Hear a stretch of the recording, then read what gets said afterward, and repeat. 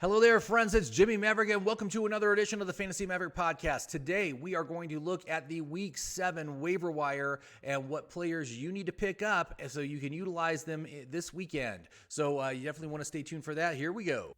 Listen up. It's time for the Fantasy Maverick podcast, starring the guy who's going to help you win that fantasy championship, Jimmy Maverick.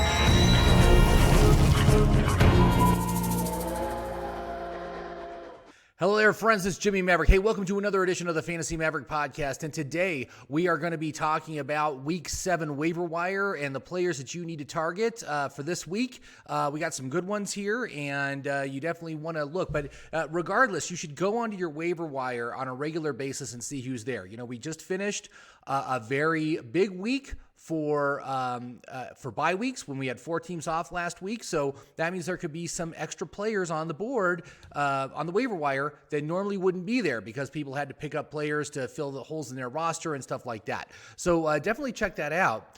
Now for quarterbacks, there are a couple here which look to have really good matchups this week. And the first one is Justin Herbert, who, of course, is coming back from the bye.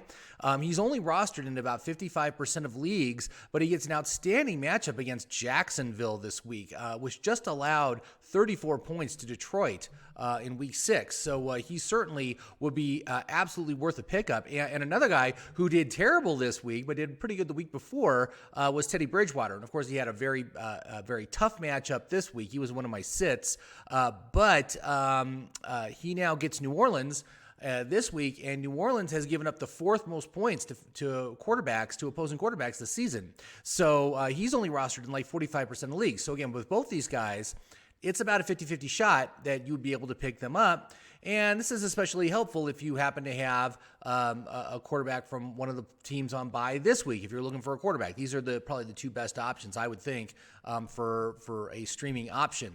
Now, let's go on to running backs. And some of these guys have come on and off the waiver wire list, but here's another one that's back on, Boston Scott of Philadelphia. Now, of course, Philadelphia is just destroyed and ravaged by injuries this year, man. It has just been horrendous for this team. I feel really bad. Miles Sanders is probably at least going to miss this week. Also, Zach Ertz is going to be out multiple weeks. They already have injuries to just about everyone else on that offensive roster. It's really a tough situation, but Boston Scott gets put back into the lead role again, and it's going to be for a Thursday night game, so it's a short week. It is a tough matchup against Baltimore, but he should get the volume, and he can be passable as a flex option this week, so I would definitely try to pick him up. Some other guys, the next guy has been on the waiver wire, and he has been on my target list, but he is still only rostered in 12% of leagues. J.D. McKissic of Washington, who this past week, he got 8 carries and 6 targets. So that's 14 total. And my threshold for someone to be fantasy relevant as far as running backs go is 15. So he's right there. He's right there at borderline fantasy relevant volume. And they face Dallas, who is a terrible defense. The team's just falling apart right now. I can't even believe what happened last night on Monday Night Football. But anyway, I think he's a very viable option this week. Pick him up, and you could start him. You could put him into your flex, and I think he would be fine. Another guy coming back from injury, Zack Moss, who is only rostered in about half of leagues. So he's been dropped in a lot of leagues, and now he's off the injury report. And he has a really nice matchup because they get to play the Jets in Week 7. Yay, the Jets, the gift that keeps on giving. So Zack Moss, absolutely check to see if he's available, man. He would totally be worth it. Another guy that's only rostered in about half of leagues that I really like is Justin Jackson of the Chargers, who appears to have lead running back duties in that backfield, and yet he's only been picked up in about half of leagues. So he's absolutely worth a pickup. They're playing Jacksonville. He had 21 targets and touches against New Orleans in Week 5. So he is a great option. Man, just look, see if he's there, and if he is, put a bid on him, because I think of all these players, he'd be the one I would want the most for my team. Finally, you've got an injury suffered by Mixon as well. Now, we're not sure if Mixon's going to miss any time on this, but if he does, Giovanni Bernard is all of a sudden a viable, startable option. So, and even if you don't have Mixon, I think he's worth the roster as a handcuff, just in case something does happen to Mixon. We're getting to that point of the year where this stuff starts to happen. So, anyway, those are my running backs for the waiver wire this week. So look for those guys. Now, wide receivers, obviously, still, again, during the season, it's way better on the waiver wire for wide receivers than it is for running backs. Running backs are, we're just kind of picking through the ruins here and hoping somebody has flex value. But some of these wide receivers are doing really good and, again, can be immediately startable, even as twos, And the first one is Keelan Cole of Jacksonville. He has had 5 targets or more every game this season. He had 9 last week, which was a season high. He's only 29% rostered. He's someone that is widely available across draft boards. So I would definitely look for Keelan Cole. He appears to be the number 2 receiver behind DJ Chark.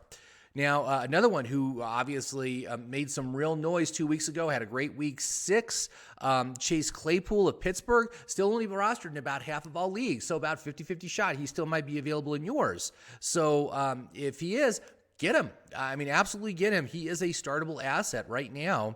No questions. Also, another guy that's only rostered in about half of leagues is Travis Fulgham of Philadelphia. Again, Philadelphia dealing with billions of injuries here. So it just maintains his strong volume. Obviously no Miles Sanders, no Zach Ertz. That's 2 massive targets. Those targets have to go somewhere. Travis Fulgham is going to be one of the primary beneficiaries of that. And he had 10 targets last week in week 6. So I look for that to continue. And boy, a 10-target wide receiver is absolutely worth a ton in fantasy football. And another guy who had been left for dead but had a really good week 6 is AJ Green. He had been dumped off into the waiver wire in mass. But last week, man, he got 11 targets. And that kind of volume makes me sit up and notice, like maybe they finally figured out how they want to properly utilize AJ Green in this offense. So anyway, the AJ Green also worth a pickup. I think of all these wide receivers, he would probably be my last option for that. But I have one more name, and that is another guy who is available in about half of leagues, T. Higgins. T. Higgins of Cincinnati also is getting great volume. He's had 6 or more targets in every game since week 2. He's played the most offensive snaps of any Bengals receiver as well. So go get him. And I would absolutely get T. Higgins before I would get A.J. Green. So of those 5 that I listed, A.J. Green's probably last on the list. But boy, I mean, all the other ones are solid. Chase Claypool will probably be my top target. Fulham would be 2. Probably T. Higgins 3, Cole 4, and A.J. Green 5. So that's how with that. Now, in the tight end position, there are a couple of options, and one of these names I'm going to absolutely butcher, but the first one I won't, and that's Anthony Firsker of Tennessee. So Jonnu Smith was injured in last week's game, left early, and Fisker came in. He got 9 targets. That's amazing. Now, he is primarily a blocking tight end, but if Jonnu Smith was to miss time this week, I think he's absolutely startable against Pittsburgh. Now, that's not the best matchup. That is a tough matchup. But especially if you have Jonnu, you might want to pick up Fisker as your insurance policy just in case Jonnu doesn't play. Also, this guy, boy, I'm going to ruin this name, Albert Okwuegbunam of Denver. Sorry about that. Anyway, Drew Lock's, he was Drew Lock's college teammate. And he had a great, he had just come off an injured reserve. This is his first game with Drew Lock. He got 6 targets. And if Noah Fant sits in week 7, I think he's a viable tight end to stream as well. So those are 2 tight ends. Again, it's a very thin position, the tight end. But, you got to take what you can get, right? So finally, let's talk about some defensive streamers for week 7.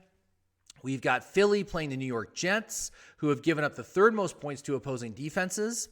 And we got Buffalo, who has been a huge disappointment this season, but they get the Jets. Yay! Everything is better with the Jets. You can play the Miami defense when they play the Jets, and you can play Buffalo for sure. They're going to have a great week. So there are some options. There are some targets here. So definitely check your waiver wire. Get some claims out there. Pick up these guys. And never stop improving your team. It's the most important thing. You also might want to look at handcuffs for your running backs and see if your handcuffs are on the team. If they are, you should probably pick them up. This is the time of year when you want to add those players to your bench because those injuries, as we get farther into the season, man, they're just getting more and more banged up. So it's hard to maintain. And we've already seen, look, we got Miles Sanders injured.